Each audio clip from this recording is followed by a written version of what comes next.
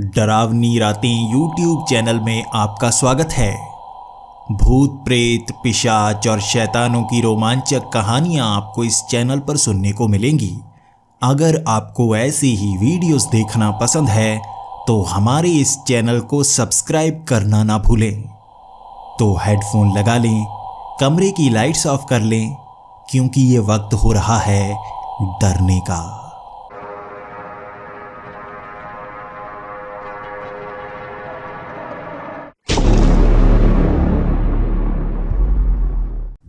Hello दोस्तों, मेरा नाम जॉर्ज है और मैं फ्रांस के पेरिस शहर का रहने वाला हूँ। मैं यहाँ पर सीवरेज डिपार्टमेंट में काम करता हूँ। जिस समय पूरी दुनिया में सीवरेज सिस्टम नहीं हुआ करता था, हमारे इस देश ने सीवरेज सिस्टम की शुरुआत की थी। यूरोप के इन्हीं हिस्सों में सबसे पहले सीवरेज था, इसीलिए नीचे बड़े बड़े पाइप्स बहुत पहले से डाले गए हैं, जबकि कई छोटी छोटी टनल्स भी बनाई गई थी।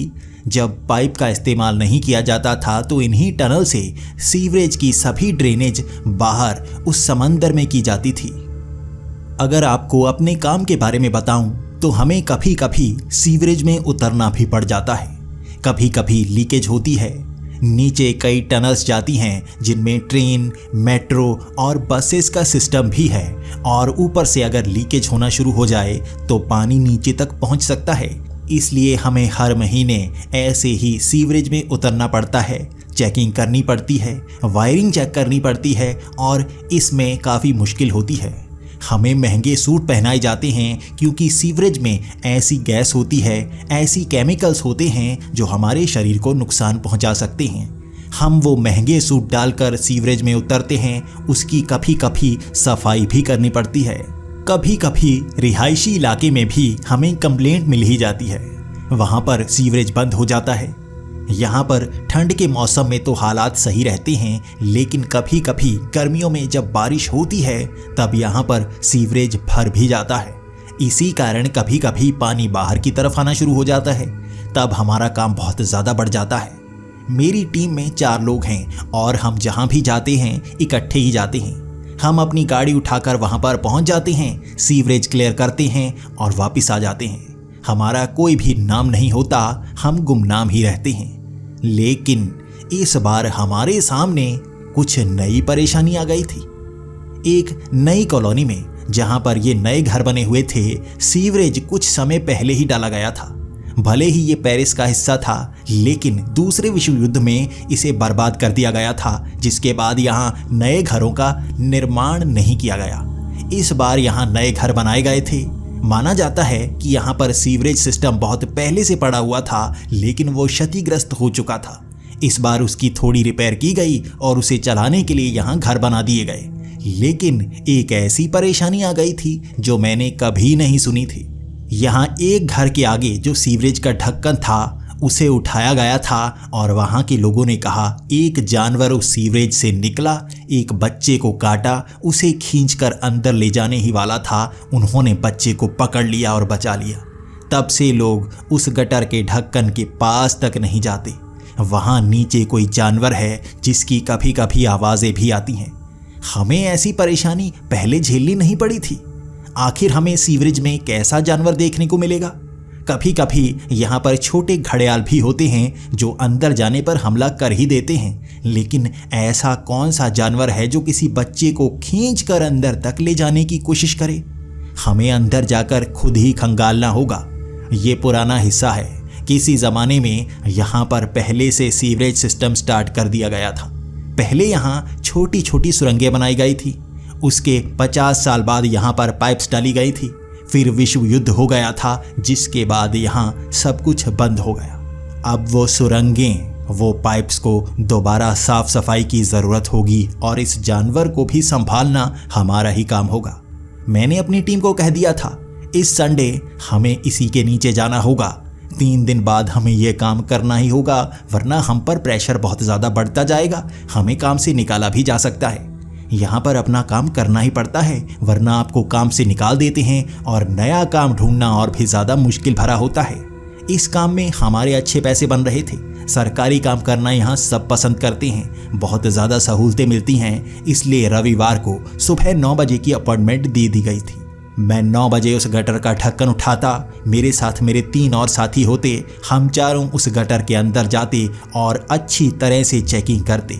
हम पहली बार पुरानी सुरंगों में जाने वाले थे और यहाँ देखने वाले थे पानी की निकासी किस तरफ से की गई है। रविवार का दिन भी आ गया। वहाँ लोगों की भीड़ लगी हुई थी, वो परेशान थे। यहाँ जो कुछ घरों में लोग रह रहे थे उन्हें छोड़कर जा चुके थे, लेकिन हमारे आने की खबर सुनते ही वो यहाँ पर पहुँच आए थे। वहाँ कुछ मीडिया वाले भी थे और खबर को बढ़ा चढ़ाकर बताया जा रहा था। हमारे लिए और भी ज़्यादा डर की बात थी कि खाली हाथ हम इस गटर से निकले तो बहुत ज़्यादा परेशानी हो जाएगी। कुछ ना कुछ तो हमें ढूंढना ही होगा, कोई जानवर, कोई छोटा घड़ियाल या वही जानवर जिसने बच्चे पर हमला किया, हम उसे ढूंढ कर रहेंगे। छोटे छोटे हथियार हमने अपने पास रख लिए थे, सूट हमने पहन लिया था, हमने और भी सारी चीज़ें ले ली थी जो हमारे अंदर काम आने वाली थी। और 9:15 बजे हमने वो गटर का ढक्कन उठाया, उसमें पहुंच गए। यहाँ पर गटर की पाइप्स बहुत ज़्यादा बड़ी बड़ी हैं, आप बड़ी आसानी से उसमें चल सकती हैं। चलते चलते कभी कभी आप रास्ता भी तो भटक सकते हैं, इसीलिए हमने GPS सिस्टम भी अपने पास रखा हुआ था। हम रास्ता भटक नहीं सकते थे, वापस आने में परेशानी बहुत हो जाएगी। कई तरफ सीवरेज के जो ढक्कन हैं उन्हें सील किया गया है। बारिश के समय में पानी का बहाव बहुत ज़्यादा तेज़ हो जाता है, जिस कारण यहाँ कभी कभी पानी ढक्कनों को उड़ाकर मारता है, इसीलिए वो ढक्कन सील हैं, वहाँ से हम बाहर नहीं निकल पाएंगे। और अंदर से कभी कभी फ़ोन की रेंज नहीं आती, ना वॉकी टॉकी चलते हैं, तब हमें रास्ता खुद ढूंढना पड़ेगा। चारों के पास एक एक टॉर्च थी और हम उन आवाज़ों का पीछा करना चाहते थे जो लोग बता रहे थे। इस समय अंदर बिल्कुल सन्नाटा था और बदबू भले ही हमने सूट पहना था उसके अंदर भी आए जा रही थी। हमें सीवरेज ड्रेनेज का एक ब्लूप्रिंट दिया गया था, कहाँ कहाँ पाइप मुड़ती है, कहाँ कहाँ जाना है और कहाँ इसका अंत होगा। हम हर जगह घूमने वाले थे और वो जानवर यहीं कहीं होगा। बाद में वहाँ जंगले लगे हुए हैं, उससे आगे वो जानवर निकल नहीं सकता और पुरानी सुरंगें मैंने कभी देखी नहीं हैं। ज़रूर वो इससे ज़्यादा नीचे होंगी और वहाँ जाना खतरे से खाली नहीं होगा। शायद वो टूटकर नीचे बंद भी हो चुकी हों। वो नक्शा मेरे हाथ में था।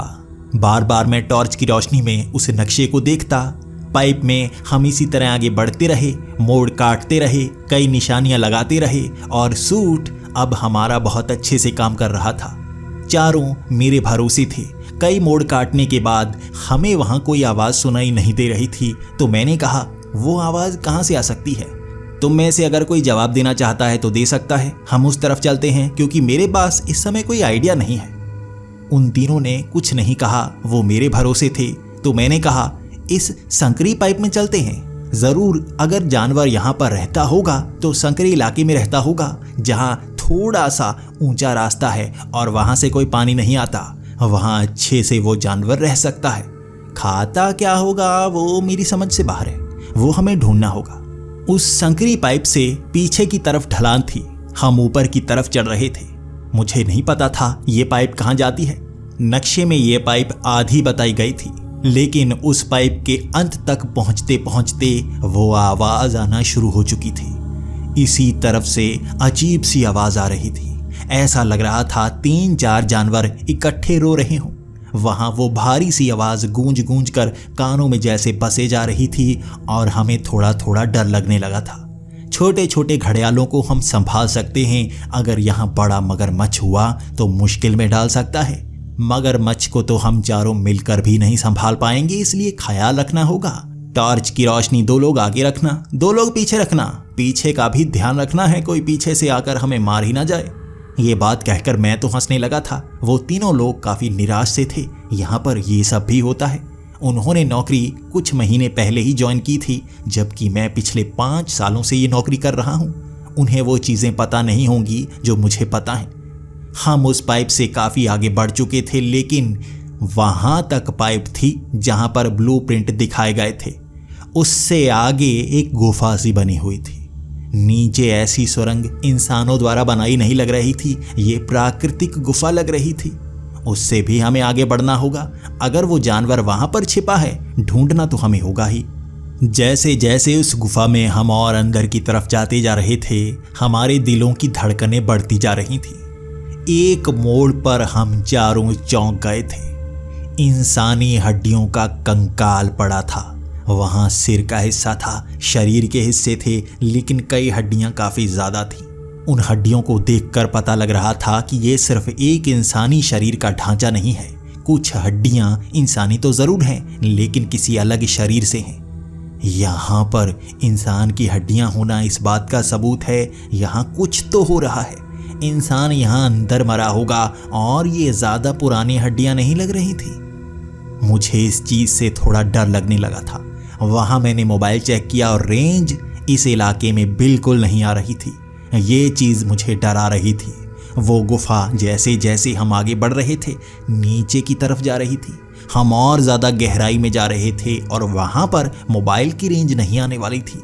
हमें जो भी करना था अकेले ही करना था। चलते चलते हम गुफा के बड़े से हिस्से में आ गए।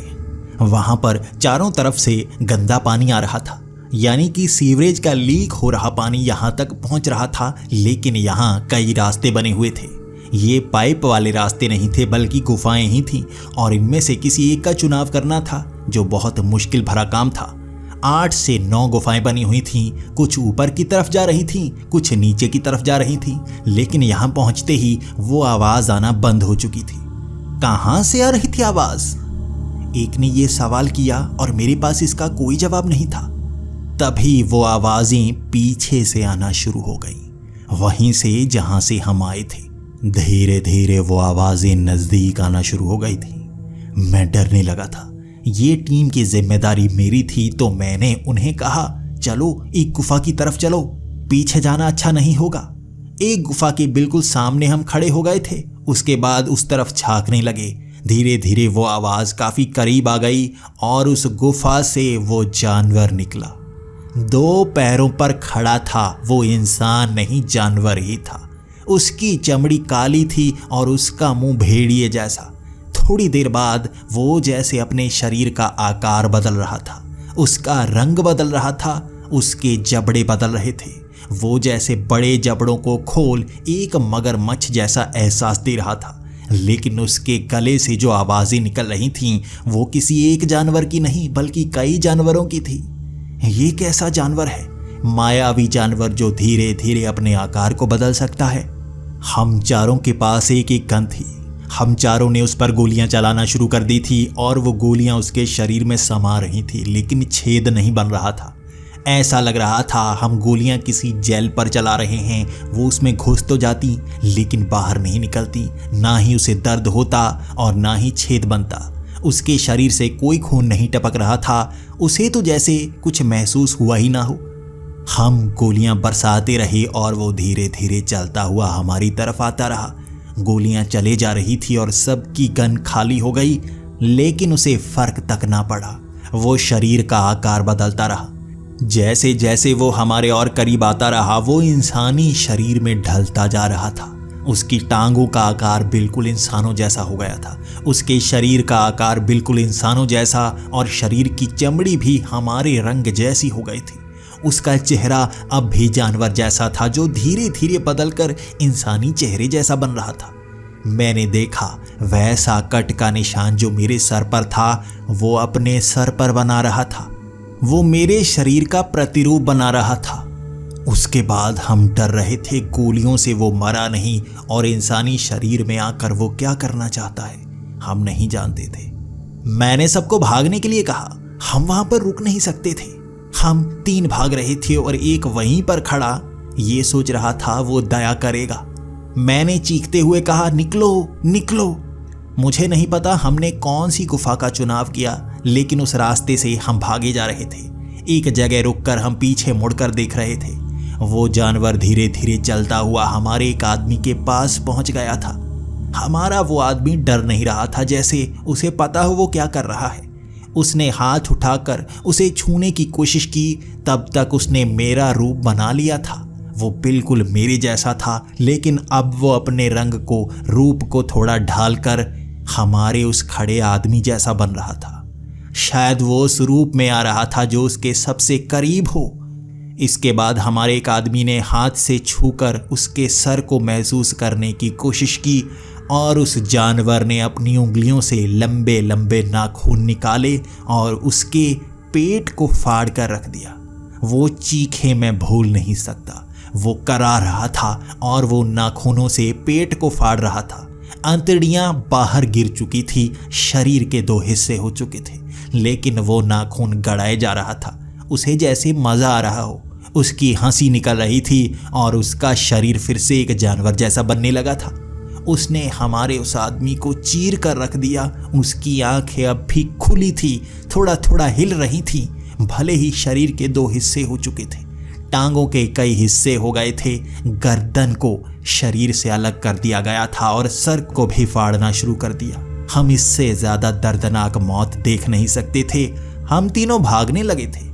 वो गुफा किस तरफ जाती थी हमें नहीं पता, लेकिन हम भाग रहे थे। उसने भी हमारा पीछा करना शुरू कर दिया। वो आवाजें अब हमारे करीब से आने लगी थी। वो भी भागता हुआ हमारा पीछा कर रहा था।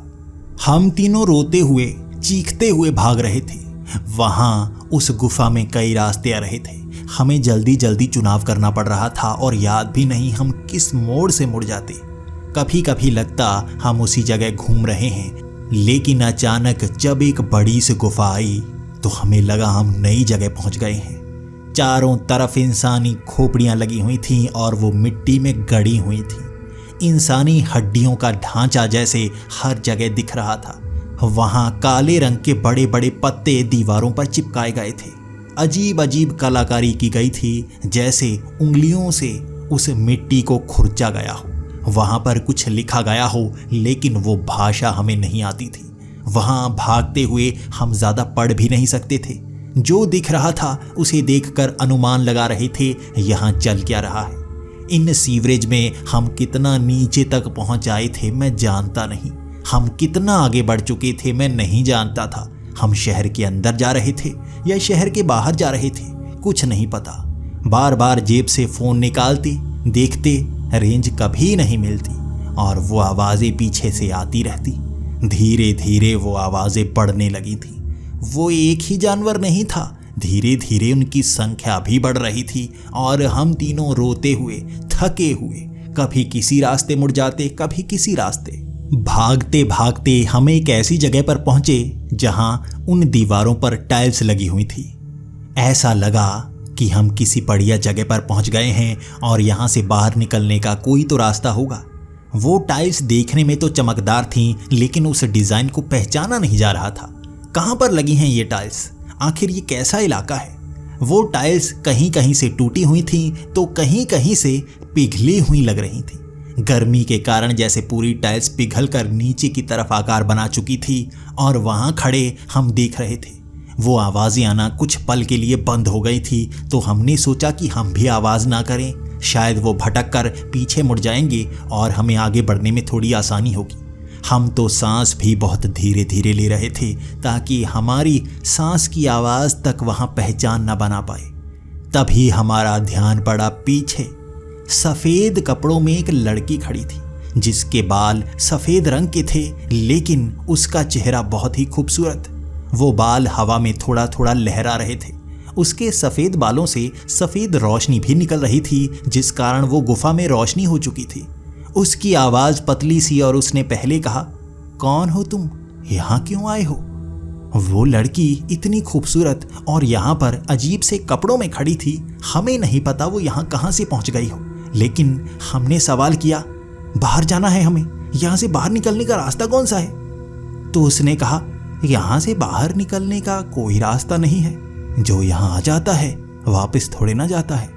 वो धीरे धीरे चलती हुई हमारी तरफ आ रही थी। उसने सफेद रंग के कपड़े पहने थे जो बहुत ज्यादा पारदर्शी थे। उसके शरीर के अंग दिख रहे थे, लेकिन उसकी चाल अजीब सी थी। उसके चेहरे पर अलग सी रौनक थी। ऐसा लग रहा था वो कुछ जानती है। वो हमारे करीब आ रही थी और हम बहुत ज्यादा डर रहे थे। यहाँ आज हमने जो देखा था, हम इस पर भी भरोसा नहीं कर सकते थे। हमारे बहुत करीब पहुंचने के बाद हमने भागने की पूरी तैयारी कर ली थी, लेकिन तभी उसने अपना आकार सा बदला। उसकी आंखें एकदम से लाल सी फिर गईं। उसकी उंगलियां लंबी सी हो गईं जैसे जड़ें हों। उसने उन उंगलियों से हमारे एक आदमी को जकड़ लिया था, लेकिन हम उसे बचा नहीं सकती थी। डरा हुआ इंसान कोई भी हो भागने की कोशिश ही करता है, उसे बचा नहीं पा रहे थे। उन जड़ों ने ऐसे लपेटा उसे कि शरीर का कचूमर बना दिया। उसका सर फटते हुए देखा था मैंने, बाहर खून की बौछार हो गई थी। ये देख हम आगे की तरफ देखते हुए भागने लगे। चीखों को गूंजते हुए सुन रहे थे, ये हमारी ही चीखें थी। हम बस 2 ही बचे थे और वहाँ उस खोपड़ियों वाली गुफा में हम पहुँच गए थे जहाँ आगे की तरफ बढ़ रहे थे। यहाँ काले रंग की बूंदें जमीन पर इस तरह से बनी हुई थीं जैसे तारकोल नीचे की तरफ गिरा हो और वहीं पर जम गया हो। लेकिन एक जगह पहुँचते ही हमें खुला सा इलाका दिखा। वहाँ कई रास्ते बने हुए थे, कई गुफाएं थीं, कई टनल जैसी दिख रही थीं, लेकिन एक गुफा के पास सीढ़ियाँ दिख रही थीं। ये ऊपर जाने का रास्ता था। कोई भी इसका ही चुनाव करता। ऊपर से बस बाहर निकल जाएं, इस चंगुल से बच जाएं, फिर देखेंगे क्या करना है। ये हमारा पीछा नहीं छोड़ने वाले। पीछे से उन जानवरों की आवाज़ें भी आ रही थीं और ये लड़की की तेज़ चीख। इसके पैर हवा में थे और ये उड़ती हुई हमारी तरफ आ रही थी। वो चेहरा जो पहले खूबसूरत लग रहा था वो भयानक सा हो चुका था। उसके दांतों पर खून लगा हुआ था और ये हमारे ही एक आदमी का था। शायद उसका खून चूस कर आई थी। वो फटे हुए सर का खून जहाँ जहाँ गिरा होगा इसने चाट लिया होगा। पूरे मुंह पर खून ही खून लगा था। क्या पता उसके शरीर को खा कर आई हो। मन में कई ख्याल आ रहे थे, लेकिन उन सीढ़ियों पर चढ़ना ही आखिरी रास्ता था। हम उन सीढ़ियों पर चढ़ने लगे थे। चढ़ते गए हम। वो सीढ़ियाँ खत्म होने का नाम नहीं ले रही थी। 100 से ज़्यादा सीढ़ियाँ चढ़ने के बाद ऊपर से बंद बिल्कुल सामने दीवार सी दिखी। वो झाड़ियों की दीवार थी। उनके पार हाथ जा रहा था तो झाड़ियों को हटाते हुए ऊपर की तरफ निकलने लगे। वहाँ रोशनी हमारी आंखों में पड़ रही थी। हम बाहर आ रहे थे। बाहर ज़रूर दिन ही होगा। हमने उन झाड़ियों को हटाते हुए लगभग बहुत बड़ा रास्ता तय किया। वो झाड़ियाँ ही झाड़ियाँ, इतनी ज़्यादा।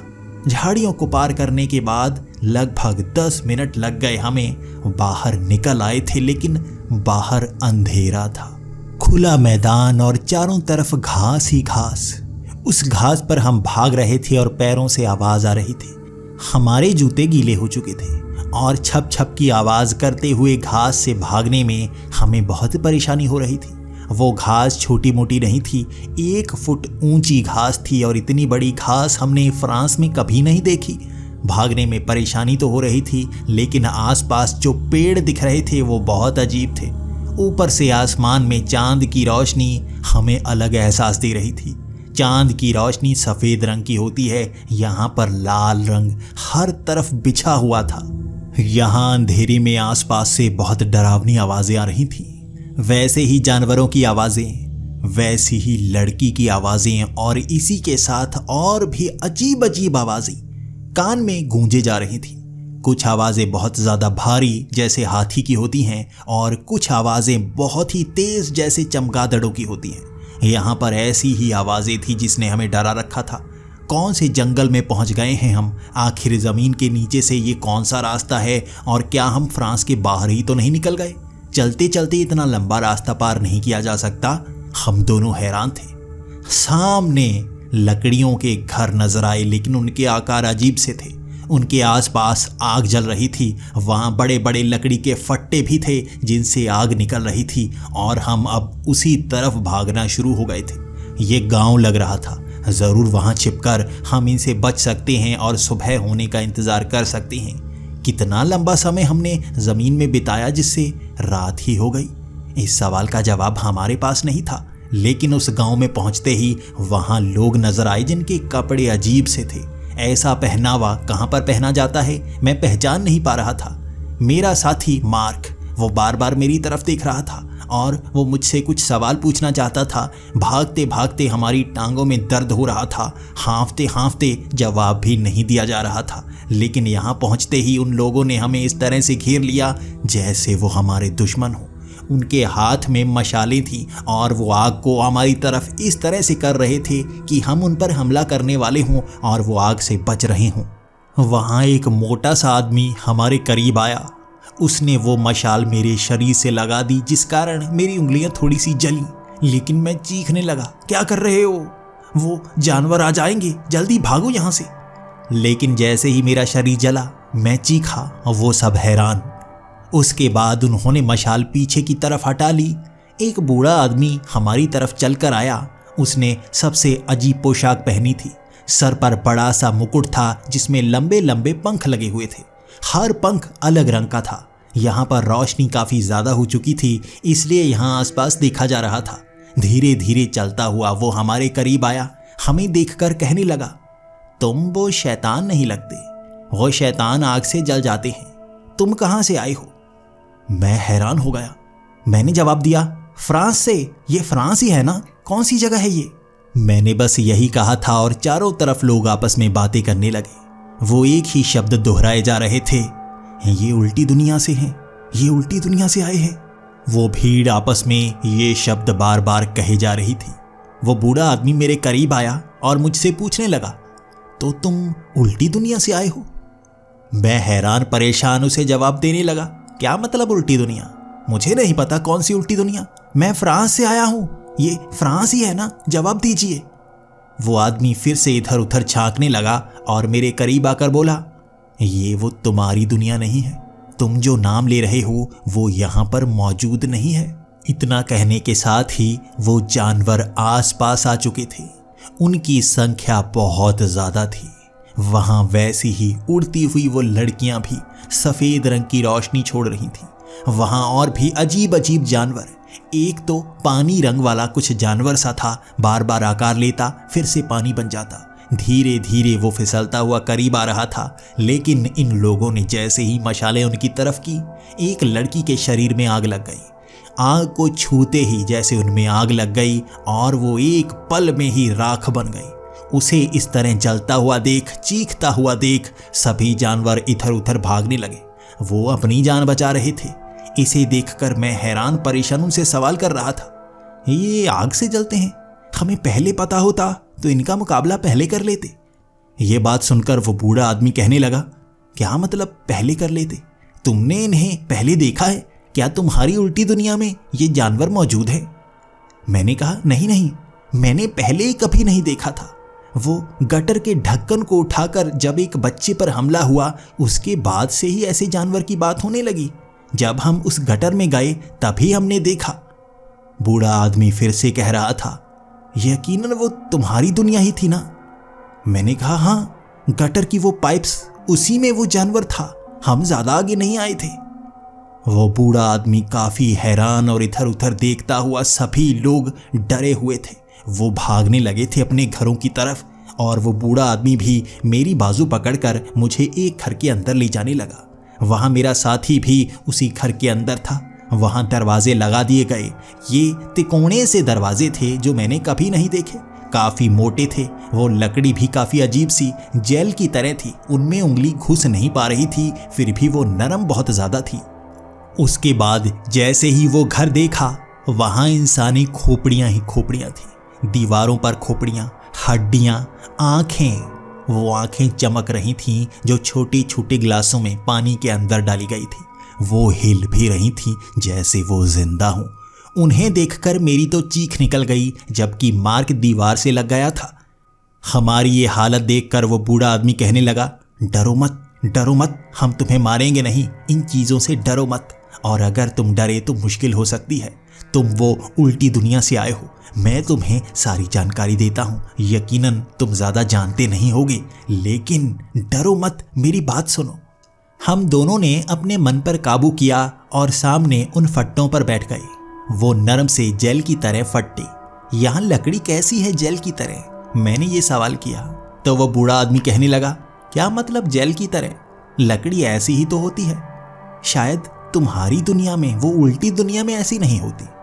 तभी मैंने उससे कहा, क्या मतलब आपका उल्टी दुनिया, या आप उल्टी दुनिया क्यों कह रहे हैं?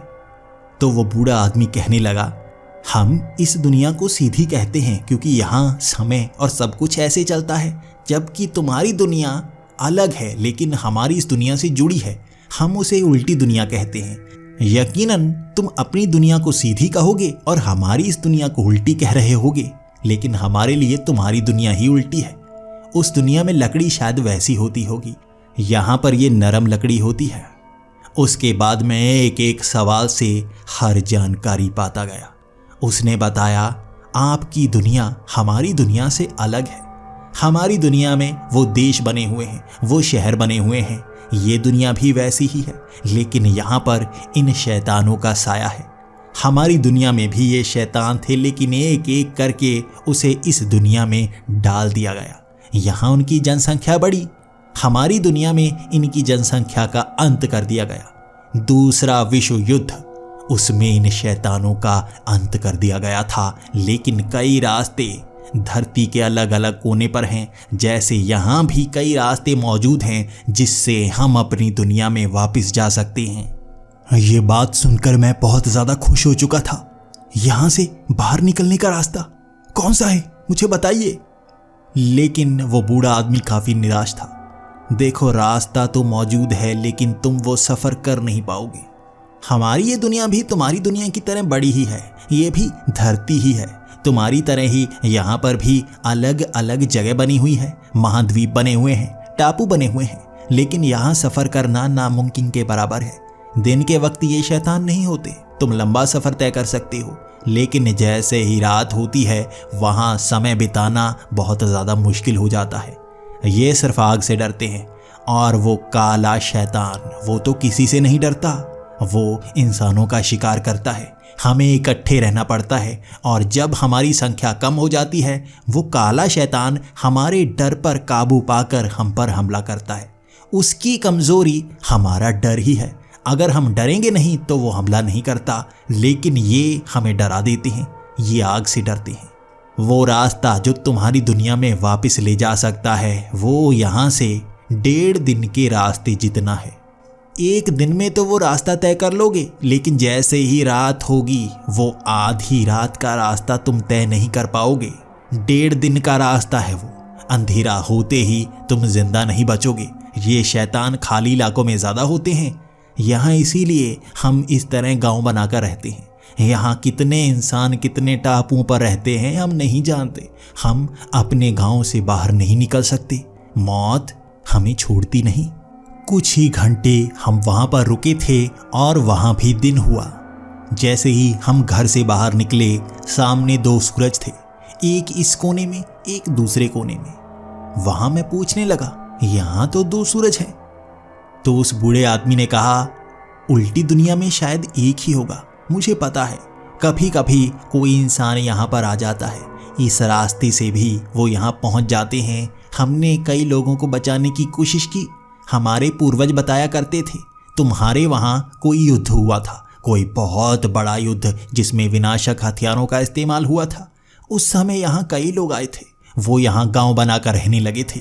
हम में से कई तो उस उल्टी दुनिया के पूर्वज ही हैं। हम में ज़्यादातर जानते नहीं कौन उल्टी दुनिया के हैं और कौन हमारी सीधी दुनिया के, लेकिन फिर भी हम तुम्हारे जैसे इंसान ही हैं, बस इस दुनिया में रहते हैं।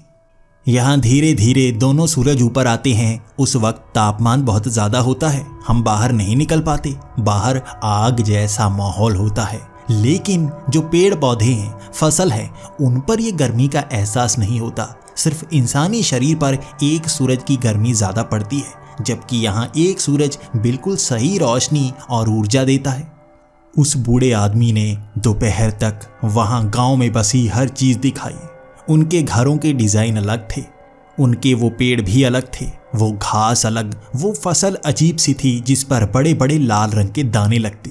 वो उन दानों को पीसते, लेकिन उनमें पानी सा निकलता। उस पानी को सुखाने के बाद वो आटे जैसा बन जाता और उसकी सब चीज़ें बनाकर खाते। वहाँ पर फल भी अजीब से थे। वहाँ बड़े बड़े बाग बने हुए थे, लेकिन उन पेड़ों के लंबे लंबे तनों पर छोटे छोटे पत्ते लगे हुए थे। मुझे लग रहा था जैसे वो दाने हों, लेकिन वो पत्ते थे।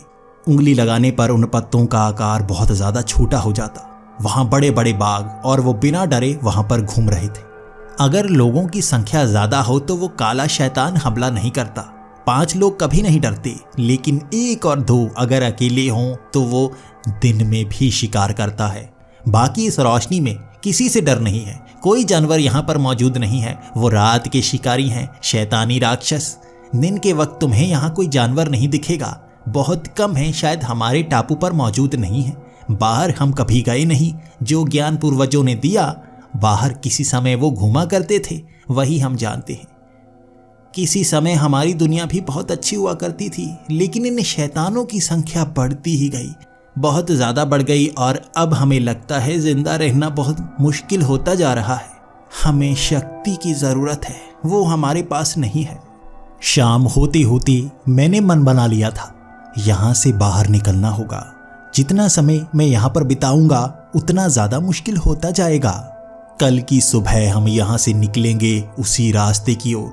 वहाँ से अपनी दुनिया में तो जाना ही होगा, इस दुनिया में हम रह थोड़े ना सकते हैं।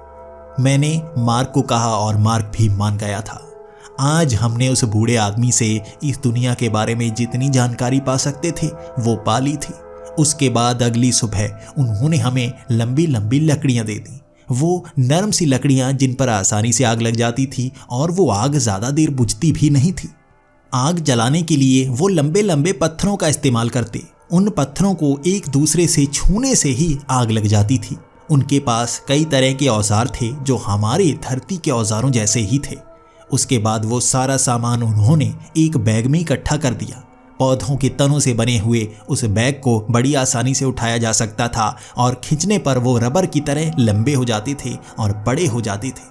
हमने सारा सामान ले लिया था और अब हम सुबह 6 बजे जैसे ही वो सूरज चढ़ना शुरू हुआ वहाँ से चलना शुरू हो गए थे। पहले पहले भागकर हमने लंबा रास्ता तय करने की सोची, लेकिन शरीर में थकान भी तो होती है। उस बूढ़े आदमी ने बताया था कि ये जितनी भी लकड़ियां हैं जो हमें दी गई हैं, इन्हें आग से जलाया जा सकता है और वो ज़्यादा देर तक जलती रहती हैं, लेकिन उन्हें खाया भी तो जा सकता है। वो शरीर के लिए ताकतवर भी होती हैं। हमें भूख लगेगी तो यही लकड़ियां खा लेंगे, लेकिन रात को जलानी भी है, सारी लकड़ियां नहीं खा सकते। वो बूढ़े आदमी ने बताया था कि यहाँ पर कई दशकों से कोई भी उस तरफ गया नहीं है, जो भी जाता है वापस आता ही नहीं है।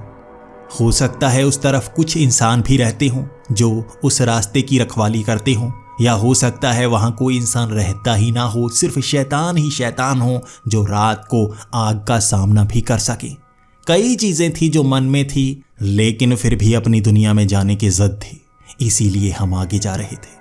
दोपहर तक काफ़ी लंबा रास्ता तय कर लिया था और हम काफ़ी तेज़ चले थे। 1.5 दिन का रास्ता काफ़ी छोटा सा लगने लगा था, लेकिन अंधेरे के बाद सबसे ज़्यादा मुश्किल होगी।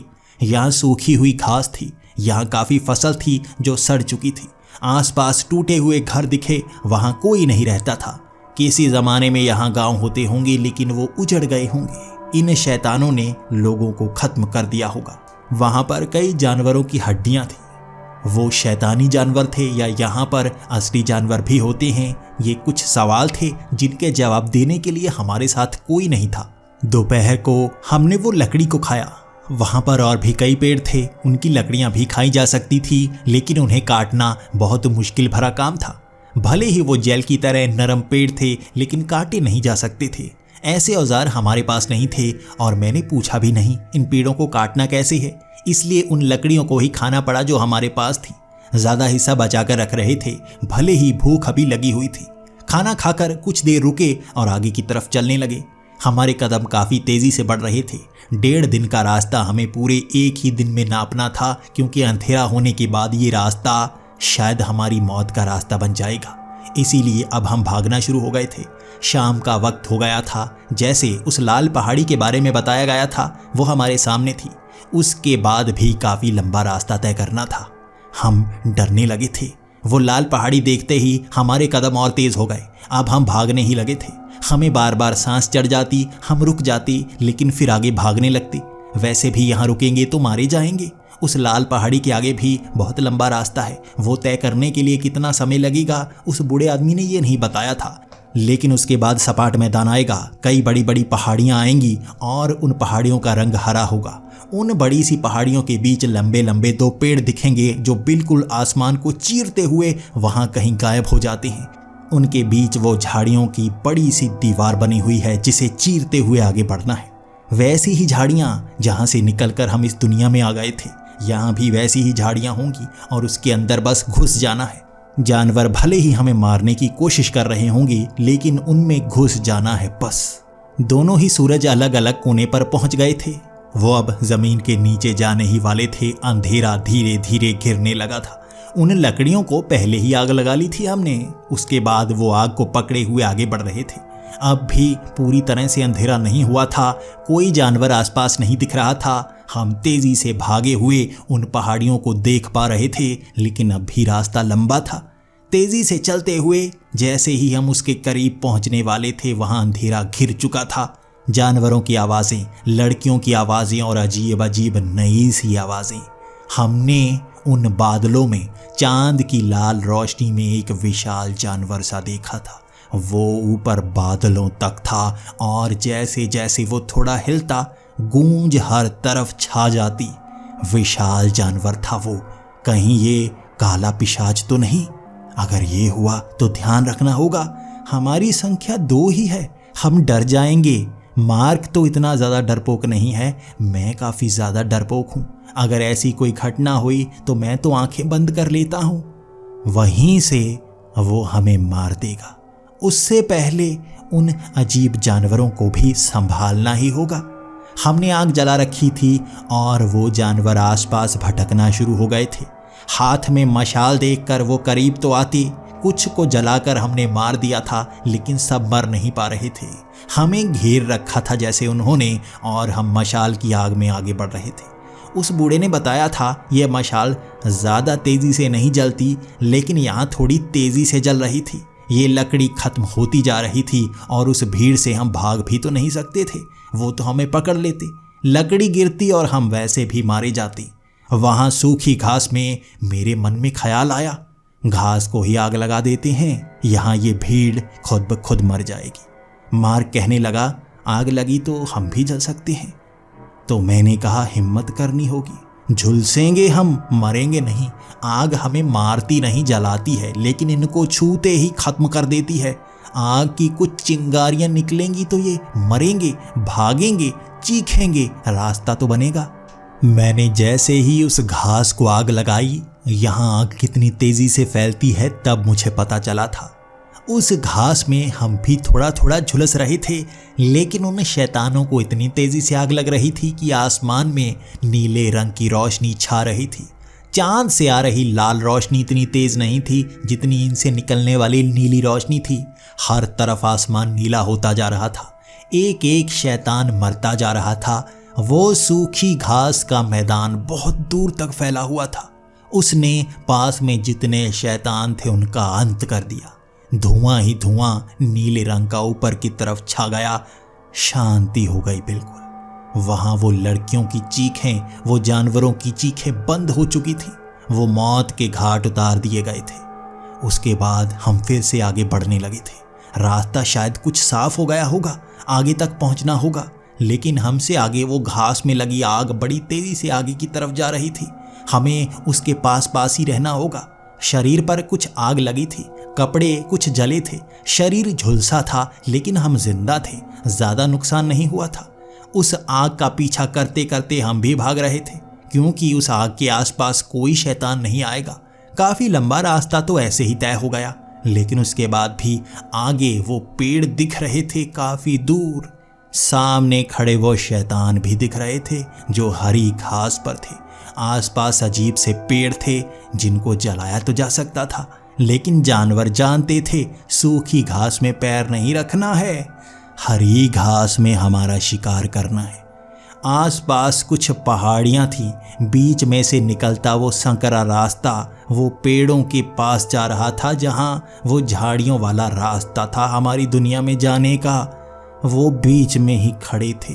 वो भीड़ 50 से 100 शैतानों की थी जो हमारा इंतज़ार कर रहे। उनसे बचकर आगे निकलना होगा, और लकड़ियां भी कुछ ही बची थी। हाथ के काफ़ी करीब तक वो मशाल पहुंचाई थी, और अगर किसी जानवर ने हाथ से उस मशाल को गिरा दिया तो हम मौत के घाट उतार दिए जाएंगे। मैं जानता हूँ ये जानवर शिकार कैसे करते हैं। हमारे शरीर की अंतड़ियों को बाहर निकाल कर खाएंगे। शायद हम मर रहे होंगे, ये हमें खा रहे होंगे। जैसे ही हम उस संकरे रास्ते से आगे की तरफ बढ़ने लगे, शैतान जैसे समझदार थे, हमें खुद रास्ता दे रहे थे, हमें और अंदर घुसने को दे रहे थे, चारों तरफ से हमें घेर रहे थे। उनकी संख्या 50 से 100 नहीं बल्कि 500 से ज़्यादा थी। उन पहाड़ियों के ऊपर से झांकते हुए वो शैतान दिख रहे थे। उन्होंने हमारे लिए जाल बिछाया था ताकि हम यहाँ तक आएं और वो हमें मारे। एक जगह जब वो मशाल हाथ तक पहुँच आई थी, वो चीखने लगे थे। मशाल बुझने को थी और जलाने के लिए कुछ और नहीं था। तब शायद भागकर उस झाड़ियों के पास पहुंचना यही सही रास्ता था, लेकिन उनकी भीड़ बहुत ज़्यादा थी और तेज़ी से भागने से वो लकड़ी की आग बुझ सकती थी। लकड़ी काफ़ी पतली बची थी। वहाँ चारों तरफ घूरते हुए मौत दिख रही थी और वो भी दर्दनाक। तभी अचानक उड़ते हुए आग के गोले दिखने लगे। ऊपर पहाड़ियों से उड़ती हुई आग की वो गोलियां उन शैतानों पर गिरना शुरू हो गई थी, जैसे कोई बरसात कर रहा था। वो आग की बूंदों की तरह थे जो आसमान से उड़कर हमारे शरीर पर भी टकरा रही थी। उनसे कुछ जलन ज़रूर हो रही थी, लेकिन इतनी सी आग से हम जलने वाले नहीं थे। वो शैतान तो भस्म हो रहे थे। वो भीड़ 500 से भले ही ज़्यादा थी, लेकिन उस बारिश का मुकाबला नहीं कर पा रही थी। जो भाग सकते थे वो भाग रहे थे, बाकी जल रहे थे। यहाँ नीली रोशनी छाई जा रही थी। अचानक वहाँ पर लोग दिखना शुरू हो गए जिनके कपड़े उन गांव वालों जैसे नहीं थे। अजीब से कपड़े थे इनके। ऐसे कपड़े स्पेशल फोर्सेस के होते हैं। वो हमारी दुनिया की जीन्स दिख रही थी जो काले रंग की थी। उन्होंने लेदर की मोटी मोटी जैकेट्स पहन रखी थी। हैरान परेशान मैं और मार्क देखे जा रहे थे किस तरह से वो शैतानों का शिकार कर रहे हैं। वहाँ 50 से ज़्यादा लोग थे जिनके पास आधुनिक हथियार दिख रहे थे। ये कौन है? धीरे धीरे वो हमारे करीब आते रहे और उन्होंने हमारे करीब आते हुए भी हम पर उन आग की बौछारों को छोड़ा। हम झुलसे, लेकिन हम मर नहीं रहे थे, तो वो हैरानी से देख रहे थे। हमारे करीब आकर हमारी तरफ अजीब तरह से देखते हुए उन्होंने सवाल किया, तुम जले नहीं, शैतान नहीं हो तो तुम इंसान ही, लेकिन इतना आगे क्या करने आए हो? मरने आए थे? तो मैंने भी कह दिया, नहीं, बचने आए थे। उन झाड़ियों में अपनी दुनिया में जाना है। ये बात सुनते ही वो एक दूसरे की तरफ झांकने लगे और एक ही आवाज़ गूंजने लगी, ये उल्टी दुनिया से है, ये उल्टी दुनिया से आए हैं। ये आवाज़ें चारों तरफ गूंज रही थी और उन्होंने पीछे हटकर वहाँ रास्ता दे दिया। उनके हाथों में मशालें थीं, उनके हाथों में आधुनिक हथियार थे। वो बहुत ही चुस्त लग रहे थे। उन्होंने हमें झाड़ियों में घुसने का मौका दिया, लेकिन उन झाड़ियों में घुसने से पहले कुछ सवाल करना चाहता था मैं उनसे। आप इस उल्टी दुनिया के हैं, लेकिन यहाँ पर तो लोग बहुत डरे हुए हैं। ये शैतानों की संख्या ज़्यादा है, तो आप इनका शिकार कैसे कर रहे हैं? तो उस आदमी ने कहा, हम यहाँ शिकार करके इन शैतानों का अंत करने वाले हैं। तुम्हें शायद पता नहीं होगा, हमारी मदद तुम्हारी दुनिया के लोग भी कर रहे हैं पिछले 40 सालों से। धीरे धीरे हम इस सीधी दुनिया को अपने कब्जे में लेने की कोशिश कर रहे हैं जो पहले शैतानों ने कब्जा रखी थी। धीरे धीरे इनका अंत करेंगे। जब ये खत्म हो जाएंगी तो ये धरती तुम्हारी उल्टी दुनिया जैसी ही होगी। लगभग 75 साल पहले जब तुम्हारी दुनिया का कोई बड़ा सा युद्ध हुआ था, उससे पहले ये दुनिया ठीक ही थी, लेकिन तुम्हारी दुनिया से कुछ शैतान आने लगे। कुछ बड़े लोग भी थे जो तुम्हारी दुनिया में आतंक मचाकर खुद भाग निकले थे। उन्होंने अपनी मौत का नाटक किया और तुम लोग अब भी उन्हें वहां मरा हुआ मानते हो, लेकिन वो इस दुनिया में आ गए थे। यहाँ पर उन्होंने कैसे इन शैतानों का निर्माण किया हमें नहीं पता, लेकिन तब से हमारा युद्ध चला आ रहा है। हम हारते रहे थे, लेकिन 40 साल पहले हमने वो रास्ते ढूंढ लिए जिनसे हम भी तुम्हारी दुनिया में जा सकते हैं। एक रास्ते ऐसे होते हैं जहां से तुम्हारी दुनिया से हमारी दुनिया में आया जाता है। एक रास्ते वो हैं जहां से हम इस दुनिया से तुम्हारी दुनिया में जा सकते हैं, जैसे ये सामने वाला रास्ता जिसका तुम इस्तेमाल करोगे।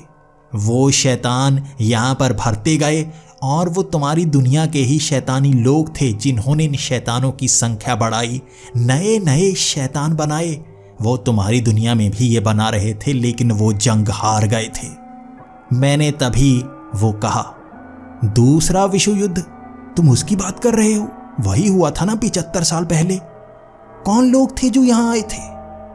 उन्होंने कोई जवाब नहीं दिया, लेकिन हमें जाने के लिए कह दिया। बस उन्होंने ये बताया कि हमारी दुनिया की भी बड़ी बड़ी सेनाएं इस दुनिया में लोगों की मदद कर रही है, हथियार पहुंचा रही है, और ये जंग उल्टी और सीधी दुनिया दोनों के लिए ज़रूरी है। ये भयानक जानवर हमारी दोनों दुनियाओं पर राज करना चाहते हैं। तुम्हारी दुनिया से इसे मिटा दिया गया है, इस दुनिया में भी इनका अंत करना है। और जिन्हें 75 साल पहले मरा हुआ माना जाता है, वो आज भी जिंदा हैं इस दुनिया में। तुम्हें खुद ढूंढना होगा मैं किसका नाम ले रहा हूं। तुम खुद जान पाओगे अपनी दुनिया में जाकर। इसके बाद मैं और मार्क उस झाड़ियों में घुस गए थे। दिमाग में कई सवाल थे, लेकिन जवाब नहीं पा सकते थे। हमें अपनी दुनिया में जाना था। झाड़ियों को चीरते हुए 15 मिनट लगे और सामने एक ढक्कन था। उस ढक्कन को खोलते ही हम पेरिस में थे, एक गटर के ढक्कन के ऊपर। लोग हमें देखकर परेशान थे। कुछ लोगों ने हमें पहचान लिया था। ये तो वही है ना जो गटर में गए थे, अब तक निकले नहीं। मीडिया वाले तो दिखा रहे हैं अंदर इनके साथ कुछ हो गया। हम वहाँ लोगों को अपने साथ घटी घटनाओं के बारे में बता रहे थे, जबकि कुछ लोग हम पर हंस रहे थे। उसके बाद वहाँ पुलिस वाले आए। हमारे खिलाफ वारंट निकला हुआ था। हमें गिरफ्तार कर लिया गया। उसके कुछ दिन बाद हमें नौकरी से निकाल दिया गया। मैं नहीं जानता क्यों, लेकिन सरकार इस घटना को छिपा रही थी। हमें नौकरी से निकाल दिया और अचानक मेरे घर लेटर आया एक बैंक की नौकरी का। वहाँ इससे ज़्यादा तनख्वाह थी। मैं वो जॉब भी करने लगा और मार्क भी मुझसे कहीं दूर सरकारी नौकरी के लिए ही चला गया। उसको भी अपने आप सरकारी नौकरी मिल गई थी। हमें खास तौर पर निर्देश दिए गए थे कुछ लेटर्स के द्वारा कि इस घटना को खुद तक ही सीमित रखना है। आम लोगों को ये घटना बताई नहीं जा सकती। ये गुप्त युद्ध है जो दो दुनियाओं के बीच चल रहा है। कुछ शैतान हैं जो दोबारा कब्जा करना चाहते हैं। सरकारें मिलकर इनके खिलाफ लड़ तो रही हैं, लेकिन युद्ध बहुत भयंकर है। पिछले कई सालों से इसकी जानकारी ढूंढ रहा हूँ। मुझे पता नहीं चल पा रहा, और ना ही मैं वो नाम ले सकता हूँ जो उसने बताया था। उसने जो इशारा किया था 75 साल पहले उस विश्व युद्ध में कोई मारा गया था, असल में वो मरा नहीं, उस दुनिया में चला गया था। वहाँ उसने विशाल सेना बनाई शैतानों की, और वो आज भी जिंदा है। कौन हो सकता है वो, मैं नहीं जानता। शायद हमें जानना भी नहीं चाहिए। ये सरकार का काम है।